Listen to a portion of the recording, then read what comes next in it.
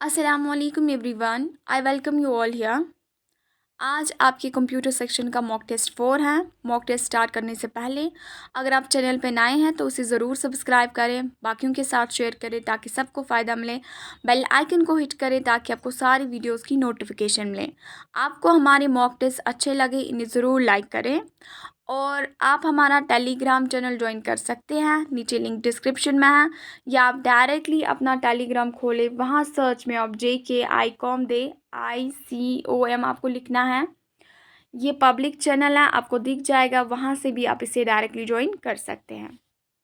और जितने भी हमने मॉक टेस्ट लिए हैं जिस जिस सब्जेक्ट में, जैसे अकाउंटेंसी में, जनरल अवेयरनेस में, कंप्यूटर में ले रहे हैं या किसी और में भी लिए हैं, सारे मॉक टेस्ट प्लेलिस्ट में डाल के हैं। आप प्लेलिस्ट को चेक करें, उन मॉक टेस्ट को अटेम्प्ट करें, वो काफ़ी अच्छी लेवल के हमने बनाए हैं, आपको बहुत फ़ायदा होगा। तो आज के मॉक टेस्ट में भी 20 क्वेश्चंस हैं। आपका स्कोर एटलीस्ट 15 होना चाहिए। इससे कम ज़्यादा रहा तो अच्छी बात है, कम रहा तो मेहनत की ज़रूरत है। जितना भी आपका स्कोर आएगा आप हमें कमेंट्स में ज़रूर बोलेंगे और आपको JKICOM की तरफ से एक लाइक भी मिलेगा। This is your first question. Firewall is used in communication network system for protection from.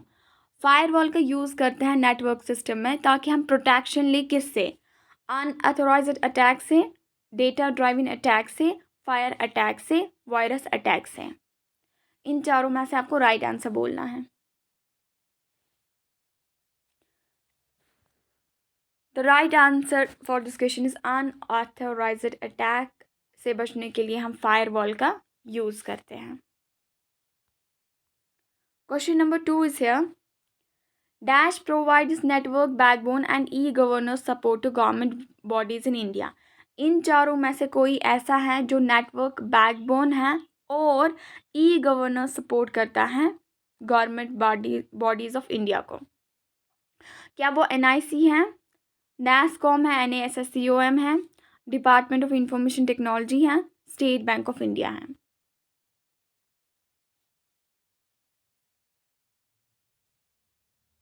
The right answer is NIC। NIC का मतलब होता है नेशनल इंफॉर्मेटिक्स सेंटर। आप इसकी फुल फॉर्म याद रखेंगे फिर से, national informatics centre. Question number 3 is here. Using a websites to pour out once grievances is called. अगर हम वेबसाइट का यूज़ करते हैं ताकि हम पोर आउट करें किसी की ग्रीवियंस को, उसे क्या बोलते हैं? Cyber venting, web hate, web anger, cyber abuse?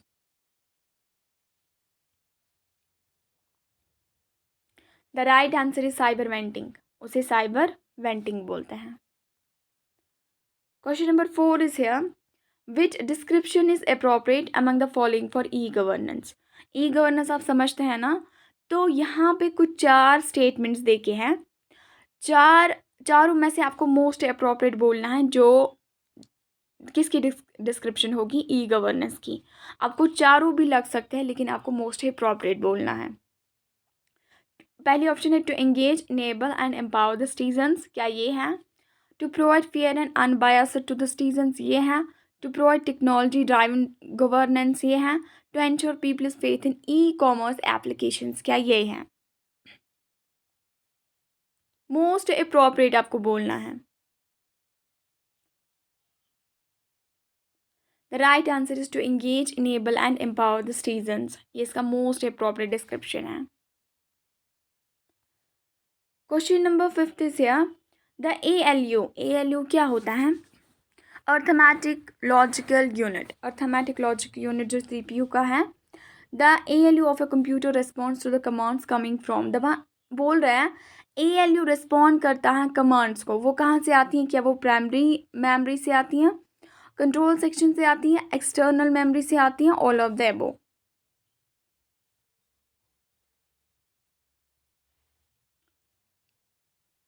The right answer is control section. Control section से जो कमांड आती है उसको रिस्पॉन्ड करता है ALU।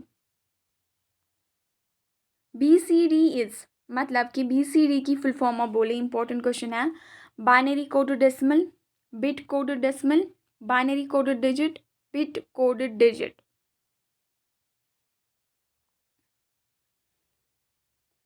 The right answer is binary coded decimal. Binary coded decimal is the right answer for this question. Question number 7 is here important है. The difference between memory and storage is that memory is dash, storage is dash. आपको differentiate करना है memory और storage को.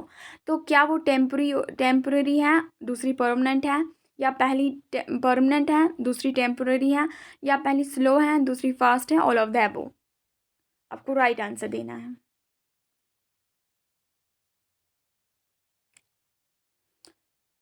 The right answer is temporary and permanent. First option is right answer. Memory temporary होती है या memory volatile होती हैं, स्टोरेज परमानेंट होती हैं या स्टोरेज नॉन वोलाटाइल होती हैं.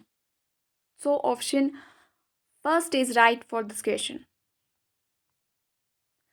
क्वेश्चन है आपके पास, इंटरनेट क्या है. पहली ऑप्शन है a world wide interconnected network of computers which uses a common protocol to communicate with one another. Second option is a worldwide network of computers. Third option is an interconnected network of computers. Fourth option is a local computer network. ये D repeat हुआ है तो local computer network तो ये कभी है ही नहीं. Option D खुद ही एलिमिनेट हो गया.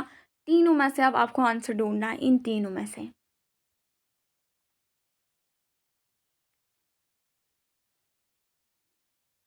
The right answer is first option. ये world wide interconnected network of computers है जो एक कॉमन प्रोटोकॉल करता है ताकि ये कम्युनिकेट करे एक दूसरे के साथ. सो option first is right answer. ARPANET stands for. ARPANET है ना, ये पहला नेटवर्किंग सिस्टम इन्होंने क्रिएट किया था. ARPANET, फिर दूसरा इन्होंने बनाया, फिर इन्होंने कुछ गवर्नमेंट नेटवर्किंग सिस्टम्स को और प्राइवेट जो नेटवर्किंग सिस्टम्स इनको मर्ज करके इंटरनेट बन गया फिर. तो ये पहला ही था ARPANET. ARPANET स्टैंड्स फॉर, ये क्या होता है, advanced research projects agency network. दूसरा है advanced research projects agency New York. तीसरा advanced research projects agency network. None of the above. इनमें से इसकी फुल फॉर्म क्या है. यहाँ पे है रिहर्स इन्होंने यहाँ पे लिखा है.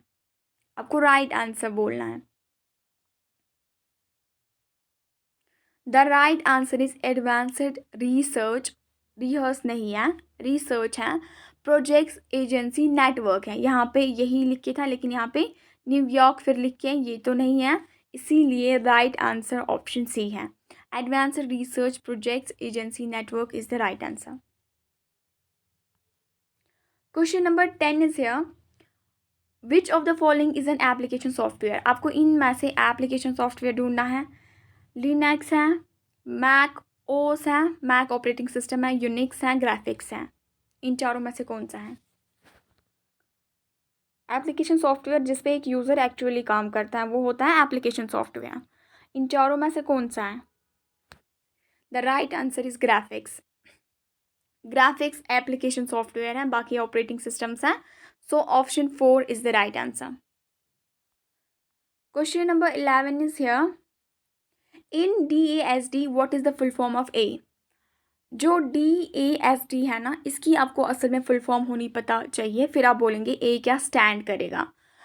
DASD क्या होता है, वो होता है डायरेक्ट एक्सेस स्टोरेज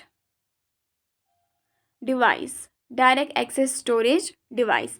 तो ए क्या स्टैंड करेगा, एक्सेस. ए क्या स्टैंड करेगा, एक्सेस. एक्सेस कहाँ पे है, यहाँ पे. Option first is right. Question number 12 is here. A dash displays information in visual form using text and graphics. कोई डिस्प्ले करता है इंफॉर्मेशन को विजुअल फॉर्म में, चाहे वो टेक्स्ट को यूज़ करे, ग्राफिक्स को यूज़ करे, दोनों को यूज़ करे, लेकिन इंफॉर्मेशन को डिस्प्ले करता है वो विजुअल फॉर्म में. क्या वो मॉनिटर है, क्या वो कीबोर्ड है, क्या वो प्रिंटर है, क्या वो CD है, कंपैक्ट डिस्क है. CD stands for compact disc. The right answer is monitor. यही विजुअल फॉर्म में डिस्प्ले करता है इंफॉर्मेशन को। Right answer is monitor. Question number 13 is here, a region of computer memory where frequently accessed data can be stored for rapid access is called। बोल हैं computer memory का वो reason जहाँ पे हम frequently access data can be, जो हमें जल्दी जल्दी डेटा चाहिए ना, शॉर्ट में आप ऐसा समझ लीजिए, जो हमें जल्दी जल्दी डेटा चाहिए वो किसी मेमोरी में फ़िलहाल रखना है ताकि वहाँ से उसको जल्दी जल्दी कैच करे कंप्यूटर। वो कौन सी मेमोरी होती हैं? क्या वो कैची होती हैं, टोकन होती हैं, कुकी होती हैं, प्लग इन होती हैं?